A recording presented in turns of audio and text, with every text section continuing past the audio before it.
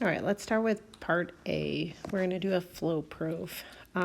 If you do read the directions here, it says to determine whether or not the two triangles are congruent, and then if they are, show your reasoning in a flow chart. So in part A, they are congruent.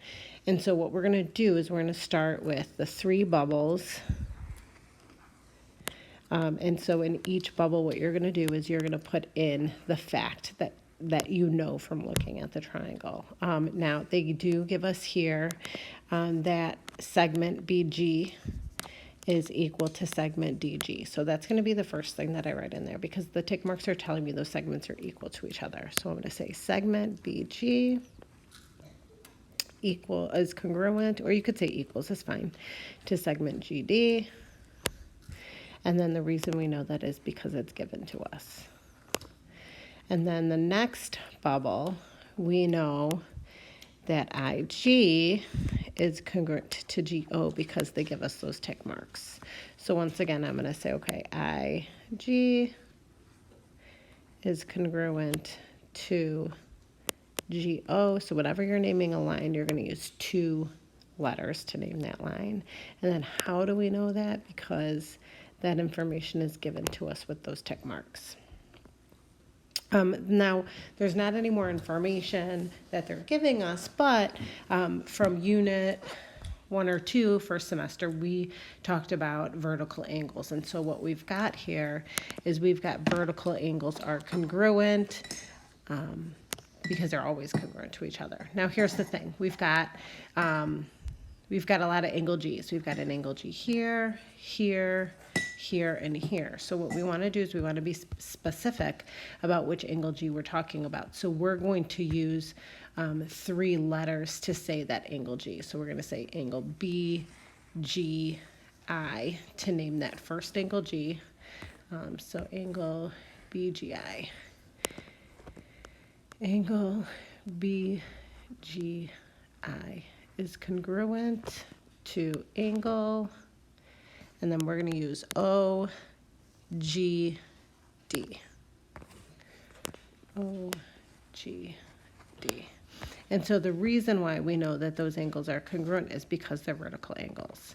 I do have to zoom in a little bit to write. I don't have my usual stylus here. Vertical angles would be your reason for why we know that they are congruent. Now what we can do is, now that we've got 3 pieces of information, that is enough information to tell us that the triangles are congruent. So we're going to go ahead and draw in our arrows here. And then here's our final conclusion. And inside our final conclusion, you're going to write a congruency statement. And so a congruency statement would be triangle BGI is congruent to triangle, let's see, DGO. The order does matter. Make sure that your corresponding angles are in the same position as each other. And then our reasoning here would be side angle side. In part B, they tell us that these 2 angle G's are equal to each other. Now, they're not the same angle, so when we talk about them, once again, we want to be specific about which angles that we're talking about. So let's go ahead and start this bubble over here, and we can say the measure of angle IGB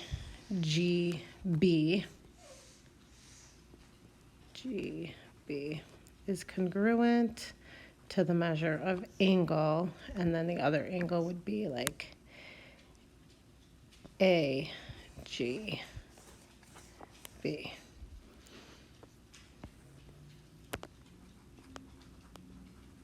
And then our reasoning would be that it was given to us with those tick marks, so we'll write given. The next thing that we were informed of is that angle B's are equal to each other. So let's see, we've got angle B right here is equal to angle B right here. And so they're, once again, they're not the same angle B, so we're going to be specific about how we name those. So we're going to name this one IBG. So the measure of angle IBG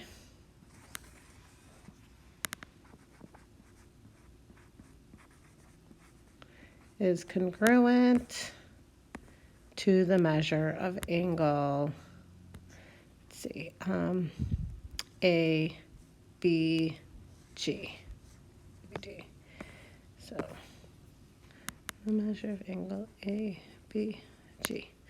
And so how do we know that? Because once again, it was given to us. So I'm going to go ahead and write given underneath because the tick marks told us. Now, if we look at the original figure, that's all the information that the figure tells us. But if we look closely at the picture, we can see that BG is a shared segment. It's a shared side. So we can say BG is equal to BG. And our last circle here, segment BG is congruent to segment BG, or you could say equals, that would be fine. And then the reason we know that is we could either say it's given because they give us the picture, or if you want to tell me that it's a shared side, that would be fine too. So shared side, if that makes more sense to you. Now that we have 3 pieces of information, we can come up with our final conclusion about the triangles being congruent. So we can say a triangle IBG is congruent to triangle ABG. And then our reasoning here would be, because we've got an angle, a side, and then another angle.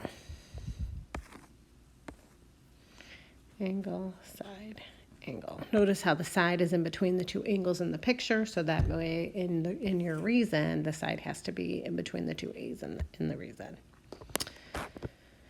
I'm going to go ahead and cover part C.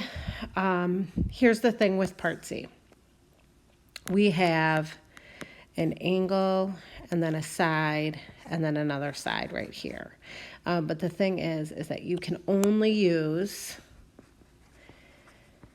angle, side, side when it's a right angle or a right triangle.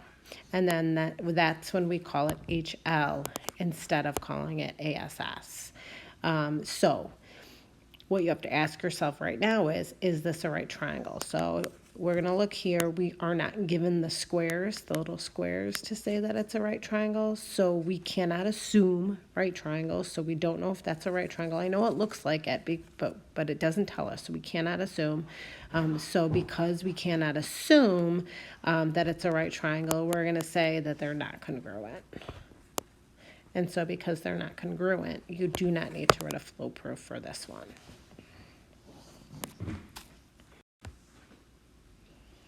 All right, so for the final proof, let's take a look at what we know here so far. So we know that these tick marks are equal to each other. So IT is equal to OM. Let me highlight those a little bit more for you.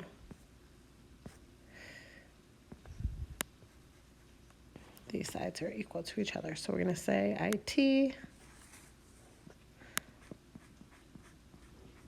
is congruent to segment OM. And you could switch OM. You could say MO, or you could say TI. You could switch those letters if you wanted to. And so the reason we know that is because it was given to us in the picture. The next thing that we know is that they're giving us these arrows right here. And so the arrows mean that the lines are parallel. So if we go ahead and we draw in those parallel lines, we could use this as a transversal to say that these angles here are equal to each other, because if the lines are parallel, then alternate interior angles are equal. Let's go ahead and put that in. So we can say that the measure of angle T is congruent to the measure of angle O. Now, we don't need to use 3 letters when we're saying the angle measures here, because there's only one angle T and there's only one angle The reason why we know that, I wouldn't say given here, I would say is that we knew that because we knew of the parallel lines. So if the lines are parallel, then alternate interior angles are congruent. And I would be okay if you just wrote alternate interior angles.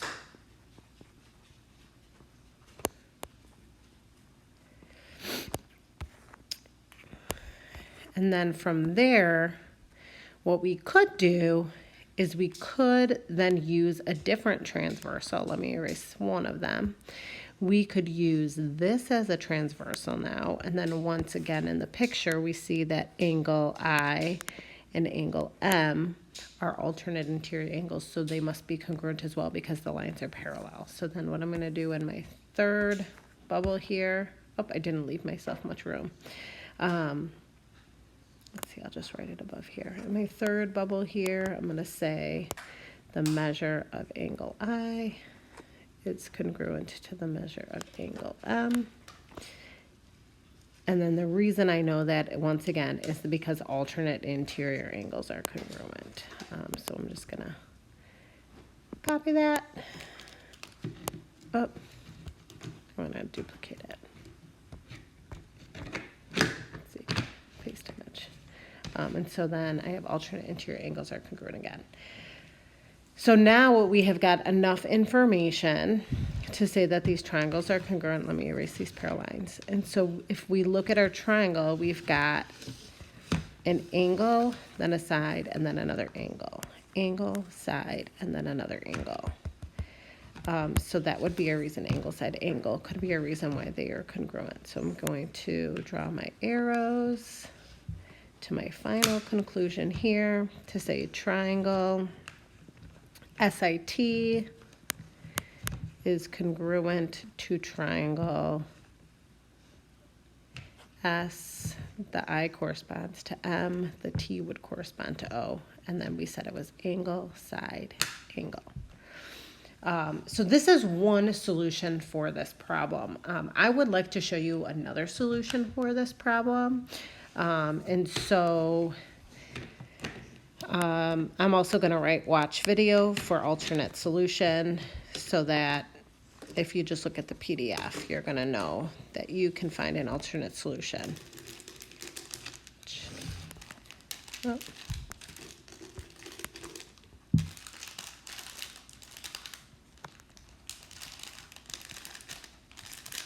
Oh my gosh, my handwriting is so bad. There we go. So what we could do instead is I'm going to kind of start over from scratch right here. We could keep, the segments are congruent. So I'm going to keep that bubble there, and that's given. I'm also going to keep the fact that if my lines are parallel, then I know that angle T is equal to angle O. What I'm going to change here is that last bubble. So I'm going to erase this last bubble here, and then this last reason here, I think because I copy and pasted it.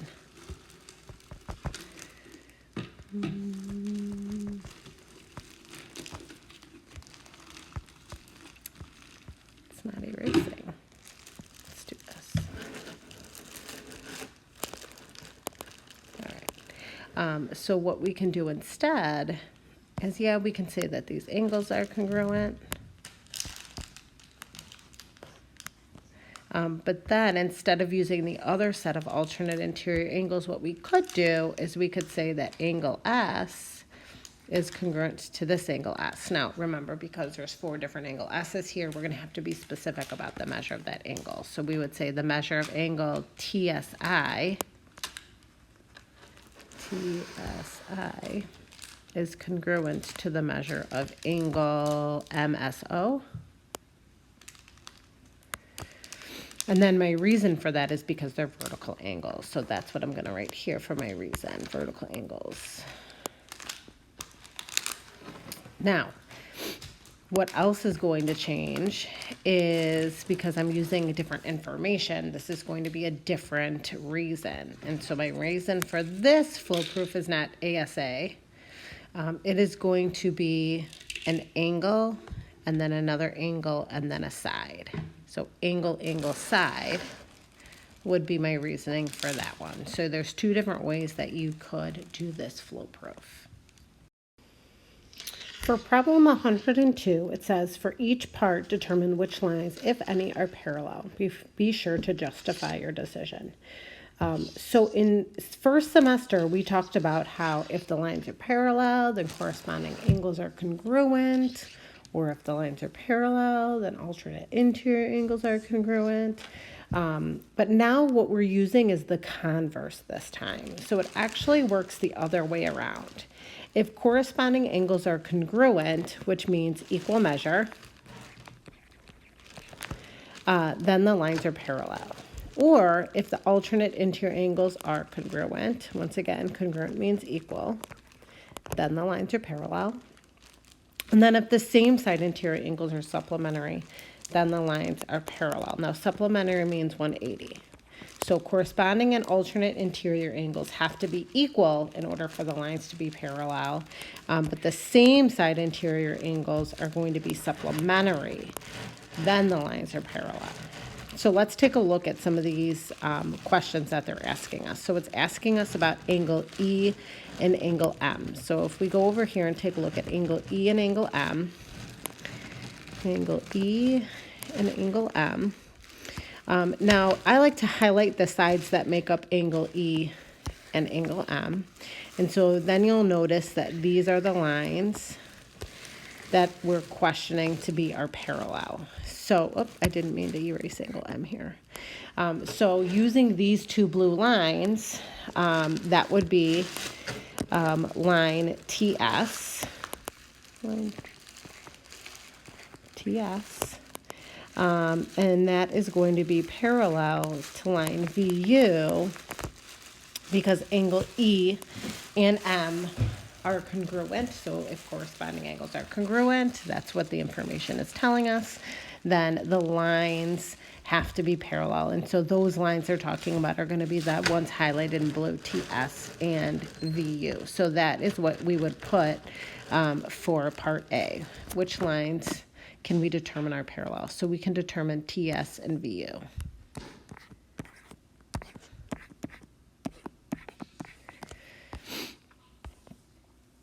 So let's take a look at now C and O, angle C and O. So I'm going to zoom in here and erase this. And now we're looking at C and O. So angle C is right here. And then angle O is right here.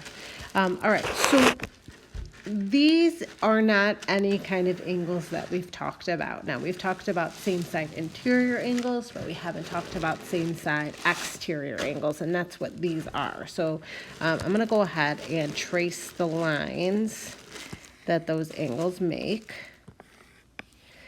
And so then these are going to be our parallel, or these are going to be the lines that we're like talking about. And then this line right here is going to be our transversal. Are they congruent? Yeah, they're saying that they're congruent. Now C and K are corresponding angles. So that means that they're going to have to be congruent too. Actually, I can't say that.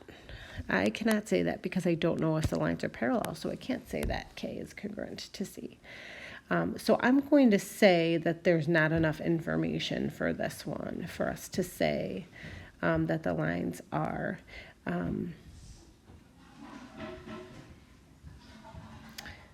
it's actually true that that the same side exterior angles have to be supplementary. Now we know that they're congruent, but we don't know if they're supplementary. So this one is going to be none. You just don't have enough information for this one. Okay, let's go ahead to D and O. So I'm going to erase this, and we're going to take a look at D and O.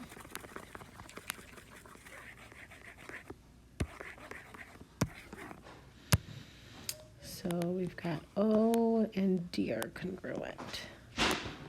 Okay, so I like to highlight those lines that make up those angles. And so now you can see the lines that we're trying to see if are parallel, and then that transversal is going up and down. These are called alternate exterior angles. We do know that vertical angles are congruent, and that does not depend on parallel lines. Vertical angles are always congruent to each other. So D and G are going to be congruent to each other because they're vertical angles, and then O and L are also equal to each other because they're vertical angles. And so now you can see that because our alternate interior angles are congruent, then the lines must be congruent. So when we say the name of that line, we're going to use two letters. So once again, we're talking about line TS. Is parallel to line VW this time. And so that would be the answer for part C, TS and VW.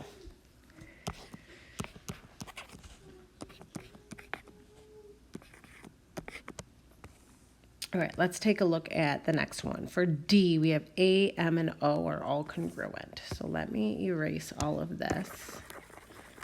And it's talking about A, M, and O.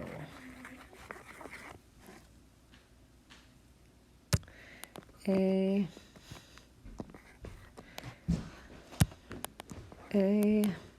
M, and O are all congruent to each other. Let's start with angle A and angle M. So angle A is made up of these two segments. Angle M is made up of these two segments. So if we're just going to focus on A and M right now, the parallel or the lines that we're checking to see are parallel are TS and VW. And then the alternate interior angle right here is ZY. So let's just focus on this part for now. And so if we focus on A and M, these are same side exterior angles. And so what we know is that, let's see, A and F are congruent because they're vertical. And then M and J are congruent because they're vertical.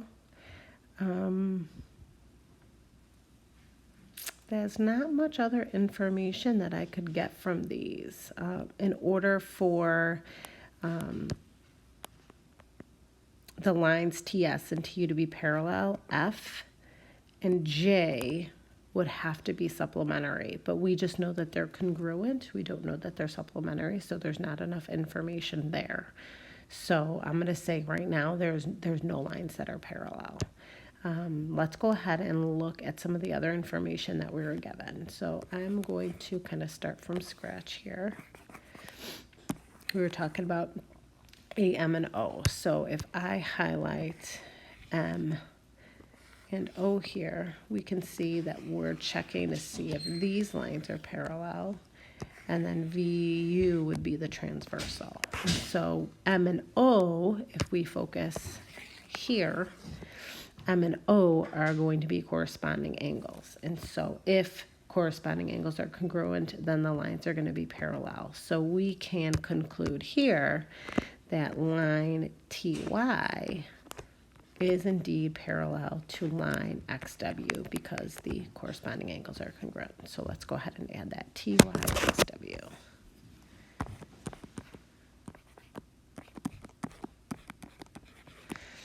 All right, and then now let's take a look at A and K.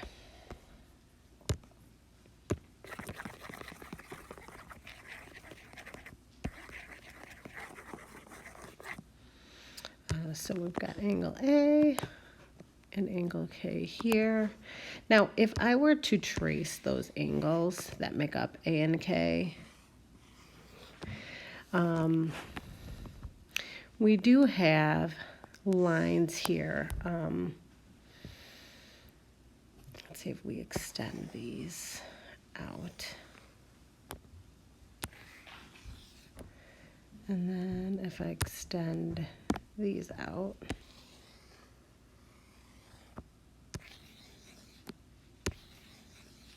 okay, we'll see that these they don't share, these angles don't share a transversal. So that's why we can't really conclude anything. So we can only conclude if they have the same transversal. So if I could use these two intersections together, or I could use these two intersections together because of that transversal that they share. But angle A and K don't have a transversal they can share, so there's not enough information to be able to determine any parallel lines. So for this one, we're going to write none. And then K, C, and F. If I remember correctly, I think we can prove two parallel lines here. So K, C, and F.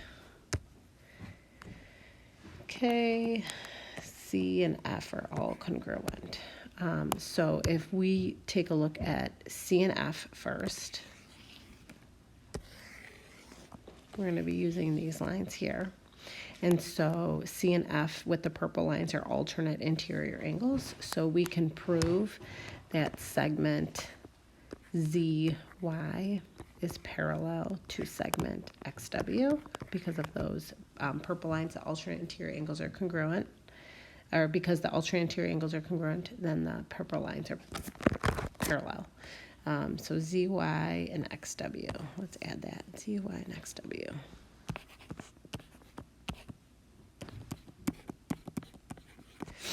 And then let's go ahead and use angle K because we haven't done that yet. I'm going to use a different color here. So if we use angle K with angle C, then it would be talking about, or checking to see if TS is parallel to VU.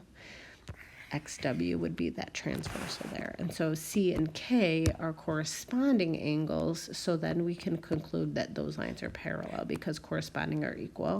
If corresponding angles are equal, then the lines are parallel. So I'm going to say TS is parallel to VU. So we have two there, and TS VU.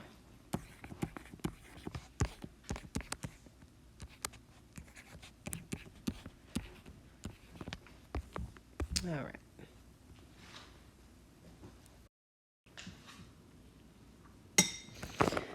For 103, for each diagram, you're going to solve for the variable. Be sure to include names of any relationships you used to get your solution. So in terms of the relationships, the first relationship that I see here is that I know that in a triangle, all my angles are going to add up to 180. So you know what, I don't know what this angle is, so I'm just going to call it Y for now. This square means that this is a 90-degree angle, and so I know that 10 plus 90 plus Y should equal 180. That's the triangle sum theorem, when all the angles in a triangle add up to 180. So if I add 90 and 100, excuse me, if I add 90 and 10, I'm going to get 100 equals 180, 100 plus Y. And we're going to solve for Y by subtracting 100 from each side. So Y is equal to 80. So that means that Y is going to be 80 degrees here. And now these two angles here, those are going to be supplementary, which means they're going to add 180 because they form that straight line. So we can say they're supplementary. This is going to be my triangle sum.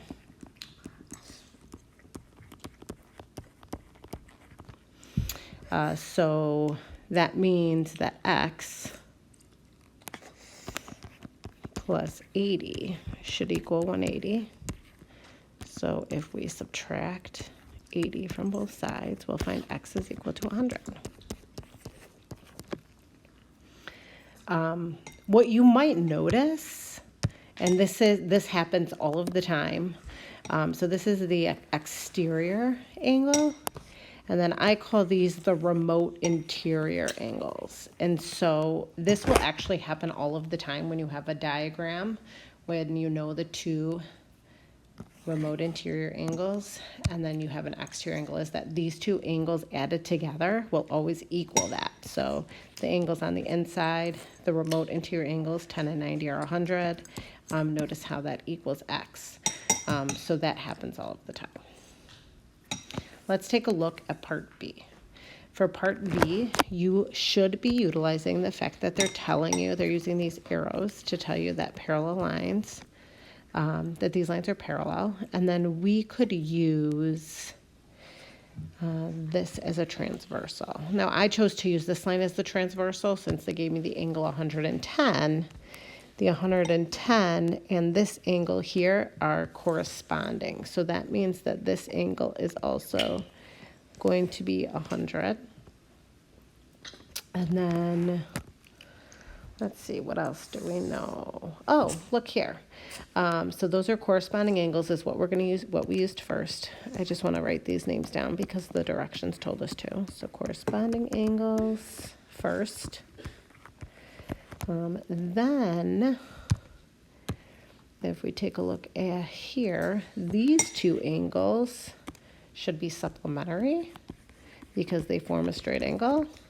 So we can find the inside angle by doing 180 minus 140 is 40. So that's how we know that this angle is 40 right here. And then we would use the triangle sum to figure out the value of x, because 100, triangle sum,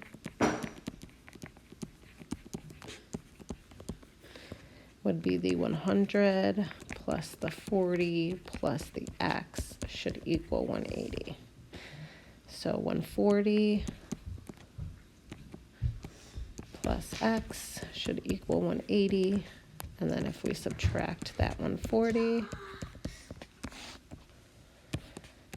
we'll find x is also equal to 40.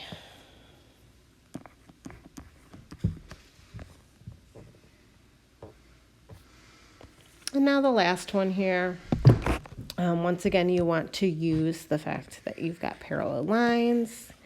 And if the lines are parallel, then your corresponding angles, which are the angles that we have now, corresponding angles are going to be equal.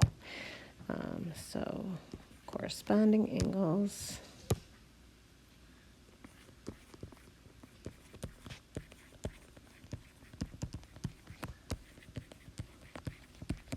is the term that we would use here. So 3x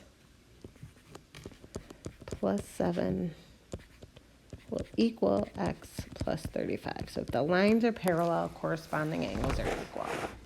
And so the tick marks are saying, yes, they are parallel. So then you can conclude that the angles are equal.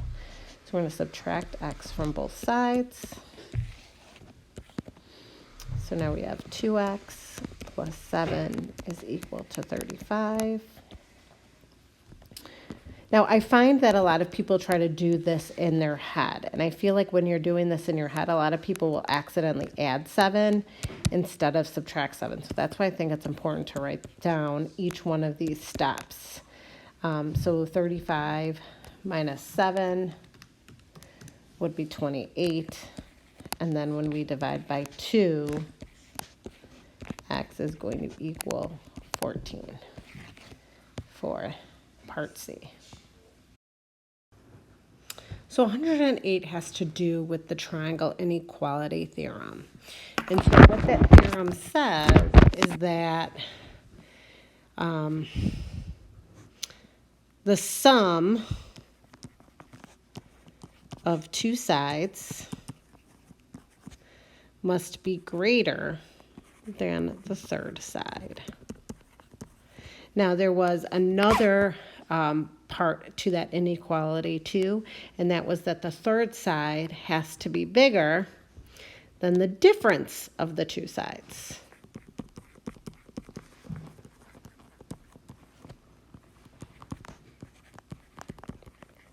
So let's take a look using that rule.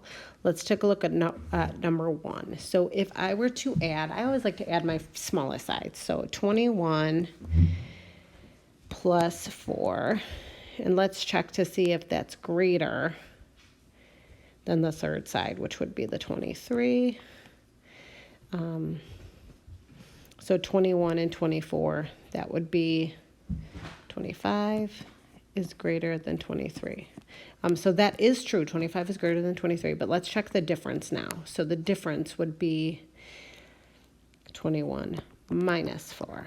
And so 21 minus 4 would be 17.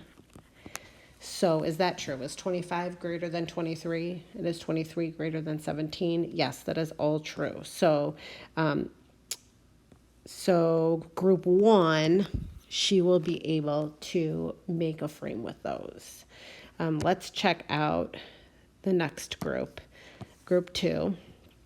So if we use the same concept, we're going to add 2 plus 11. We want to see if that's, oh, sorry, I'm going to use 10.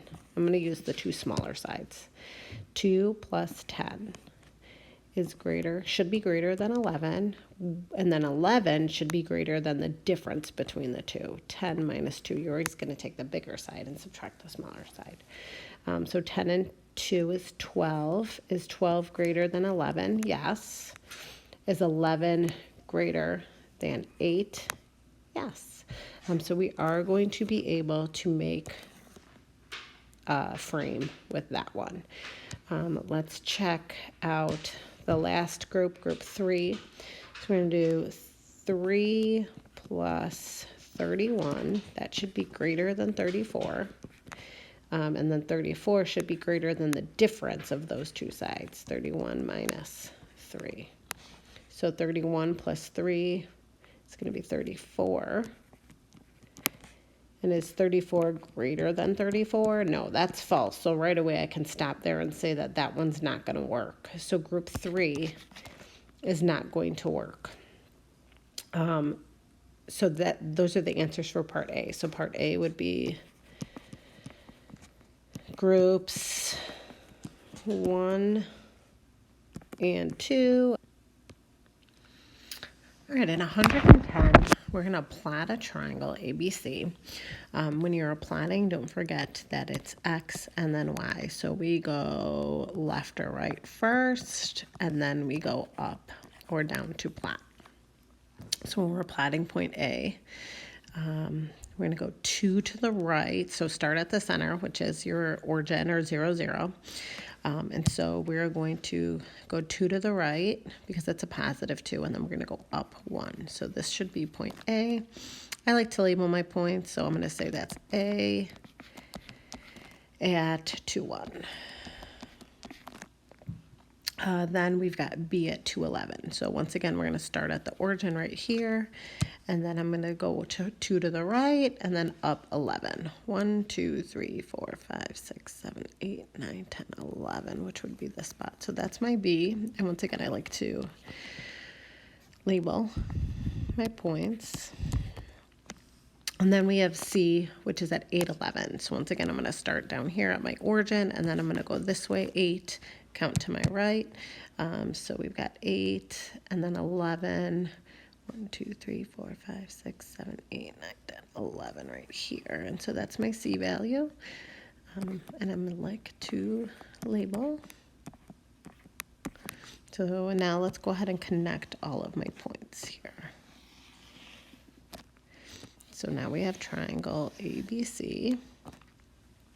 And so let's write in all of the information that we know so far. So we can figure out the height of the triangle by just counting, how tall it is right here. So if we do that, we've got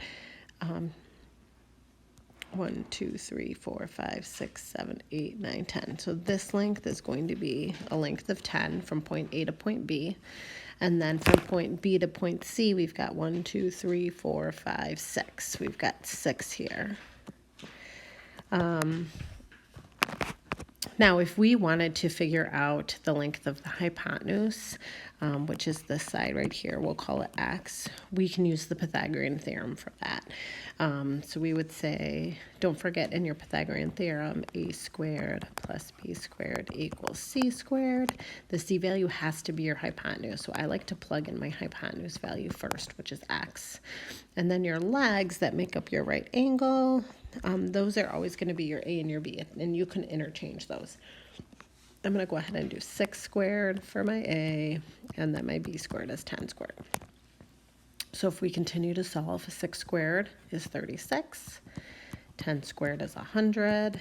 I don't know x squared yet. Now I can go ahead and add those values together. So we've got 136 is equal to x squared. And then we need to find the square root of those.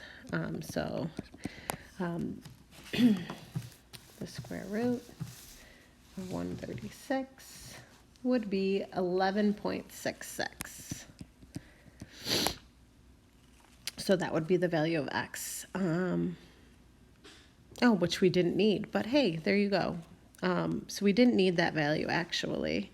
That would be for the length of AC, and it did not ask us for that. So, but now at least you have practice.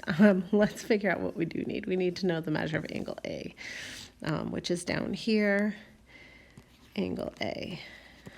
So we want to know the measure of this angle. So what we can do is we can use an inverse trig formula to do that. So the 6 would be our leg, that's the opposite. And then the 10 would be our adjacent side. So that means we're going to want to use tangent inverse. So we would say the tangent inverse, the opposite over the adjacent, and we would plug that into our calculator. So you would have to hit second the tangent button, 6 divided by 10, and then that would give us 30.96. So that would be the angle measure. So that would be the measure of angle A. So I'm going to go ahead and plug that in, 30.96 degrees. All right, so now we also need to find the measure of angle B. Well, that one's easy. That's our 90-degree angle because your x-axis and your y-axis are 90 degree, are perpendicular to each other. For C, we are going to need to use the inverse trig functions again. So I'm going to use angle C as this purple angle here. We need to figure out what that one is. So I'm going to go ahead and get rid of the opposite and the adjacent values, and let's find them all over again from angle C here. So for angle C, the 10 would now be our opposite, and then the 6 would be our adjacent side this time, so it would switch. So now we're just going to have to do the inverse tangent again, but this time our opposite is 10 on top divided by 6 on the bottom. So let's go ahead and type that in our calculator. Second tangent, 10 divided by 6. That would give us the measure of angle C, which would be 59.03.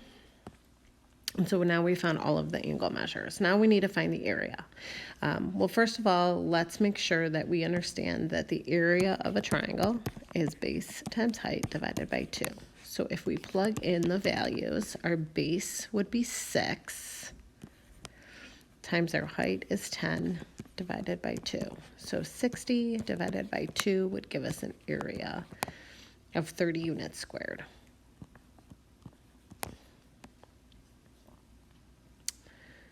Uh, 111, we need to use the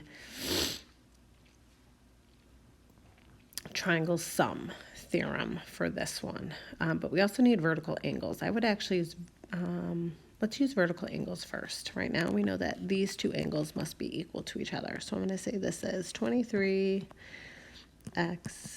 minus 2 as well. These two angles are supplementary, so they must add up to 180. So 180 minus 130 would leave us with a 50-degree angle right here. So now, I forgot my 0 for 50. So now all of my angles in this triangle should add up to 180. So I'm going to write an equation for that. So 10x plus 50 plus 2x minus 2 should equal 180 degrees. So now I'm going to go ahead and solve that. So I'm going to combine my like terms. I've got a 10x and I've got a positive 2x. So that's going to give me a 12x. Then 50 minus 2 would be my other like terms. So 50 minus 2 would give me a positive 48 equals 180. We'll continue to solve. We want to get rid of the 48 to get x by itself. Let's see, 180 minus 48 is going to be 132, and then we'll divide by 12. So we'll find x is 132 divided by 12, 11. So x is 11. All right, and then the last one. You were leaning a ladder against the wall to hang a banner in the gymnasium. The base of the ladder is 8 feet from the wall. Okay, so here's our wall to the gym. And then this is going to be our ladder, because this is how we would climb up our ladder to get to the wall. So I'm actually going to draw my ladder in like this. Okay. Now, the ladder is 8 feet from the base of the ladder. So that means the bottom of the ladder to my wall is going to be 8 feet. So this line is 8. And it makes an angle of 40 degrees with the ladder and the floor. So the ladder and the floor would be 40 degrees here. How long is the ladder? So the ladder is our hypotenuse here. Draw a picture. Done. Label it and then solve. So I've got it labeled. Now we are okay to solve it. So from this angle that they give us, the 40-degree angle, the 8 would be our adjacent side, and the x would be our hypotenuse. So if we were to think about our trig function, sine, cosine, and tangent, we would want to use the trig function that uses the adjacent and the hypotenuse, which would be cosine. So we're going to say cosine of the angle measure that they give us equals the adjacent over the hypotenuse. The hypotenuse always goes on the bottom. I'm going to change my cosine into a fraction.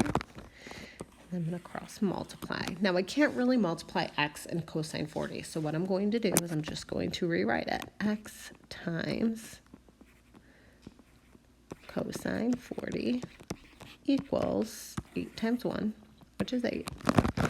Now, if I want to get the x by itself, the opposite of multiplying cosine is dividing cosine. So I'm going to divide cosine 40 on both sides now to get the x by itself.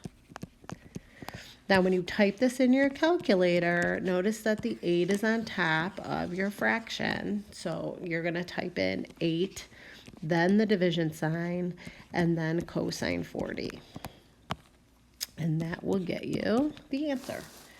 Let's try this. 8 times cosine 40. You should get 6.13. I rounded that 2 to a 3 because after the 2 is an 8. So 6.13 would be how long the ladder is. And that's in feet.